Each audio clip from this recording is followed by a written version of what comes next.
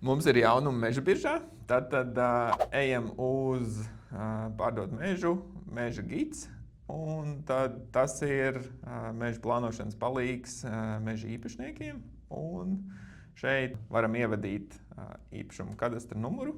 Man viņš ir iekopēts un spiežam atrast.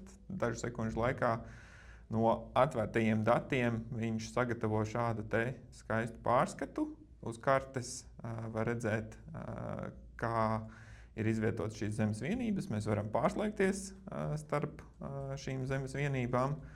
Nu, un tad, ejot tālāk, jau var redzēt steidzamās darbības, kas šajā gadījumā, piemēram, šim īpašumam beigusies inventarizācija. Nu, tad šeit ir vērtīgs un labs atgādinājums par to, ka ir jāizveido jauna inventarizācija. Nu, un tālāk jau informācija par mežu un konkrētāk par katru nogabalu. Te arī var uzspiest un apskatīties, kādas ir tās rekomendējumās ieteicamās darbības un iegūt papildus informāciju jau daudz detalizētāk par konkrēto otro nogabalu platību un iespējamās darbības, kas šeit tad ir kailcirte un kāda, balstoties uz to inventarizāciju, ir sagaidāmā krāja un tālāk jau pieteikties konsultācijai vai izveidot izsoli.